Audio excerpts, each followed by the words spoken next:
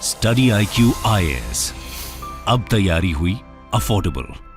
नमस्कार दोस्तों भारत के द्वारा एक बड़ा कदम लिया जा रहा है। आपको पता है रिसेंटली आर्टिफिशियल इंटेलिजेंस को लेकर बहुत सारी चर्चाएं हुई हैं, जैसे कि माइक्रोसॉफ्ट का जो अभी चैट जीपीटी आया है, ये एक रिवोल्यूशन लेकर आ रहा है ऐसा लग रहा है। और इसके साथ साथ जो गूगल है वो भी कंपटीशन में आ रहा है। लेकिन भारत के द्वारा ये डिसीजन लिया गया है कि क्यों ना चैट जीपीटी को व्हाट्सएप के साथ इंटीग्रेट कर दिया जाए। ये आप देख सकते हो, माइटी मतलब मिनिस्ट्री ऑफ इंफॉर्मेशन टेक्नोलॉजी जो है, उन्होंने कहा है कि यहां पर चैट जीपीटी को व्हाट्सएप के साथ इंटीग्रेट किया जा सकता है, ताकि हमारे देश की जो रूरल पॉपुलेशन है, स्पेशली जो फार्मर्स हैं, उनको बहुत सारी जो स्कीम्स हैं वो आसानी से पहुंचाई जा सकेंगी। तो इसको डिटेल से जानेंगे कि एग्जैक्टली हो क्या रहा है। यहां पर एक छोटी सी टीम बनाई गई है मिनिस्ट्री के अंदर, उनके द्वारा इसको लेकर एक बड़ा काम हो रहा है। काफी कुछ जानने को है, चलिए आगे बढ़ते हैं। लेकिन उससे पहले ध्यान रखिएगा दोस्तों, कल से हमारा जो प्योर हिंदी बैच है, जी हाँ, अगर आप यूपीएससी की तैयारी कर रहे हो प्योर हिंदी में, हिंदी माध्यम से, तो ये वाला जो बैच है आप इसको ज्वाइन कर सकते हैं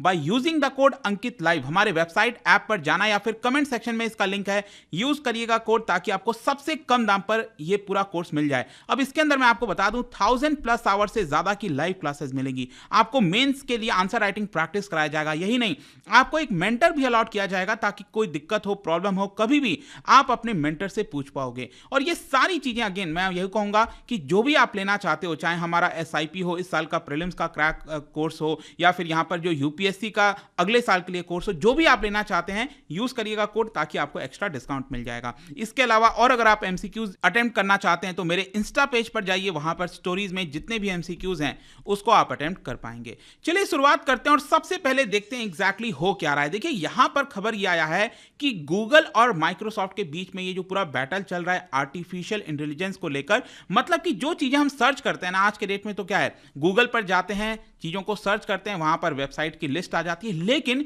ये जो चैट जीपीटी आया है, इसकी वजह से ये जो पूरा सर्च करने का तरीका है वो बदल गया है। क्योंकि अब आप जो भी सर्च करोगे चैट जीपीटी में, आपको एक स्पेसिफिक आंसर मिल जाएगा। आपको बहुत ज्यादा वेबसाइट इधर उधर जाने की जरूरत नहीं है, तुरंत क्विकली आपको आंसर मिल जाएगा। और इसको देखते हुए भारत सरकार ये निर्णय ले रही है कि व्हाट्सएप का इस्तेमाल हम चैट जीपीटी के माध्यम से कर सकते हैं। अब इससे होगा क्या, जैसा मैंने बताया कि हमारे 150 मिलियन जो फार्मर्स हैं, मतलब 15 करोड़ के आसपास जो फार्मर्स हैं, उनको इसके माध्यम से एक बड़ा बेनिफिट मिल सकता है। और कहीं ना कहीं यहां पर जो भारत के अलग अलग लैंग्वेजेस हैं, जैसे हिंदी हो गया, सदर्न साइड में जाएंगे तो अलग अलग प्रकार से, जैसे कन्नड़ है, तमिल है, तेलुगु है, इस तरह के लैंग्वेज, बंगाल के अंदर बंगाली है, गुजरात के अंदर हो गया, महाराष्ट्र के अंदर हो गया, जितने भी अलग अलग प्रकार के लैंग्वेजेस हैं, वहां पर जो लोग हैं वो इसका फायदा उठा सकते हैं। अब देखिए कई तरीके से हो सकता है, जैसे कि आपने देखा होगा गूगल, जैसे कि मोबाइल होता है, एंड्रॉयड मोबाइल, उसमें आप गूगल का जो वॉइस है उस पर क्लिक करते हो और आप पूछते हो और वहां पर आपको रिजल्ट आ जाता है। सेम उसी प्रकार से कहीं ना कहीं यहां पर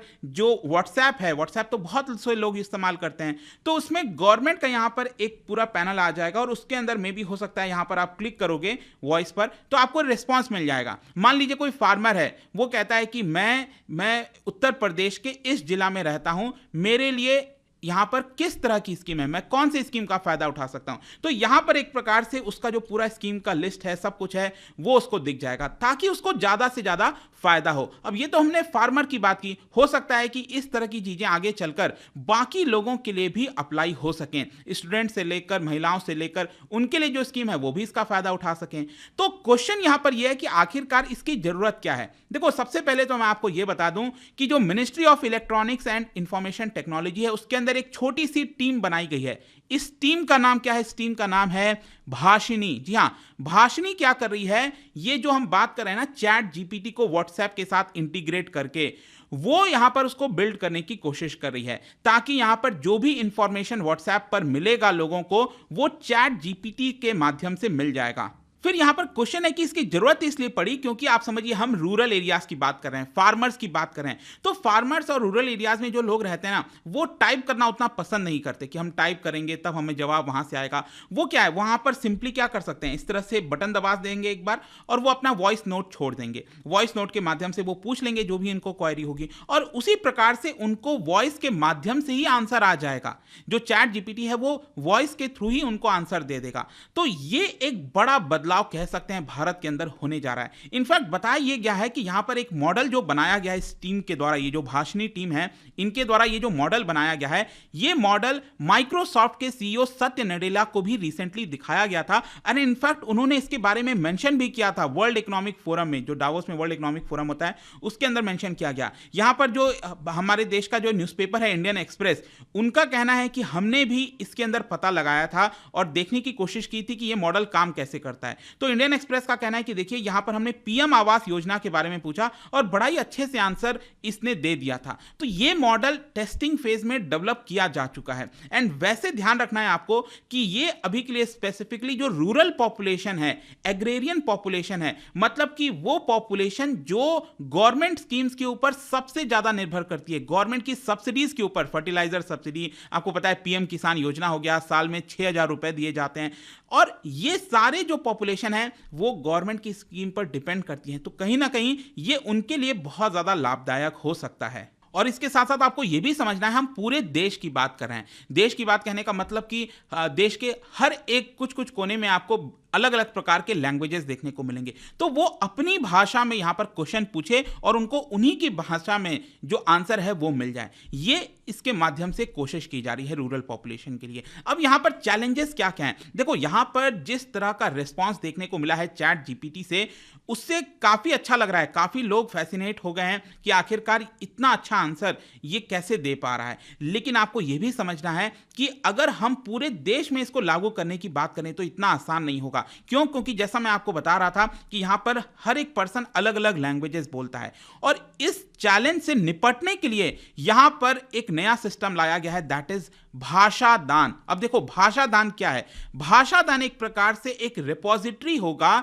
जिसके माध्यम से हर कोई पर्सन देश में जहां पर भी लोग हैं जो अलग अलग लैंग्वेजेस का इस्तेमाल करते हैं वो इसके अंदर कंट्रीब्यूट कर सकते हैं। भाषा मतलब आप लैंग्वेज का दान दे रहे हो। अब ये कैसे हो सकता है? आपको इनके वेबसाइट पर जाना है, पोर्टल पर जाना है, और वहां पर 3 तरीके से लोग कंट्रीब्यूशन दे सकते हैं, जिसको क्राउड फंडिंग कहते हैं ना, क्राउड फंडिंग, वो वही है एक प्रकार से। तो यहां पर क्या होगा कि मान लो अगर तमिलनाडु में बैठा हुआ कोई व्यक्ति है, तमिल में बोलता है अगर वो, ठीक है, तो वो क्या कर सकता है? यहां पर 3 तरीके से कंट्रीब्यूट कर सकता है। या तो तमिल जो टेक्स्ट है उसको वो पढ़ ले, तो क्या होगा, यहां पर ऑटोमेटिकली वो रिपोजिटरी में आ जाएगा। वो जो जो वर्ड का इस्तेमाल कर रहा है, शब्द का इस्तेमाल कर रहा है, वो उसके अंदर स्टोर हो जाएगा, और फिर उसका इस्तेमाल पूरे देश भर में तमिलनाडु में बैठे जितने लोग हैं वो कर सकते हैं। इसके अलावा यहां पर कोई जो सेंटेंस है तमिल में, वो उसको टाइप कर सकता है। यहां पर एक लैंग्वेज, अगर उसको 2-3 लैंग्वेज आती है तो तमिल से कन्नड़ में, कन्नड़ से हिंदी में, इस तरह से भी वो ट्रांसलेट करके दे सकता है। तो आई होप कि आप समझ पा रहे होंगे कि इसको अगर सक्सेसफुल बनाना है तो भाषा दान बहुत इंपॉर्टेंट है।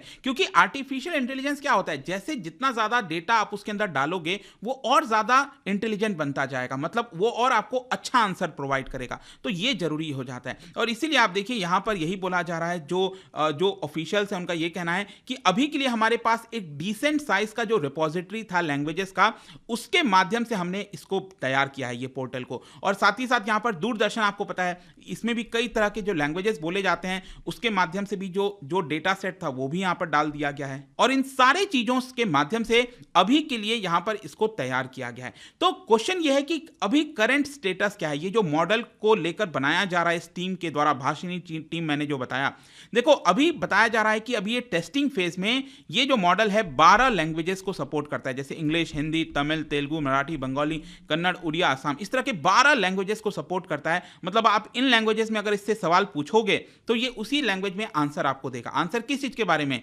गवर्नमेंट स्कीम्स के बारे में। और टेस्टिंग फेज में यहां पर एक और चीज आपको ध्यान रखनी है कि अभी एक और जो सबसे बड़ा चैलेंज है वो ये है कि अभी सिंपल क्वेरीज ही ये आंसर कर रहा है, मतलब कि गवर्नमेंट स्कीम से रिलेटेड जो सिंपल चीजें होती हैं वही आंसर कर रहा है। क्यों? क्योंकि इसमें कुछ लिमिटेशंस है।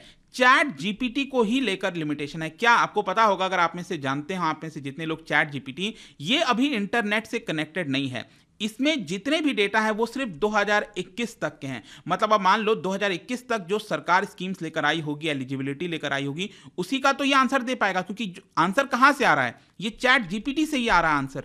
तो 2021 तक के ही इसके अंदर डेटा फीड है। अब आगे चलकर माइक्रोसॉफ्ट ने अनाउंस किया है कि हम बहुत ही जल्द इसका अपग्रेडेड वर्जन लाने वाले हैं। तो एक बार ये इंटरनेट से कनेक्ट हो जाएगा तो रियल टाइम इंफॉर्मेशन, सरकार ने कोई भी चेंज किया, यहां पर एलिजिबिलिटी क्राइटेरिया, नया स्कीम लॉन्च किया, तो रियल टाइम जो इंफॉर्मेशन है वो अच्छे से लोगों को यहां पर दी जा सकेगी। तो जरूरी यह है कि इसको इंटरनेट से जल्द कनेक्ट किया जाए, ताकि जो आंसर्स हैं वो बेहतर तरीके से मिल सके, लोग इसका फायदा उठा सकें। और एक और क्वेश्चन आपके मन में आ सकता है कि आखिर व्हाट्सएप को ही क्यों इंटीग्रेट किया जा रहा है चैट जीपीटी में।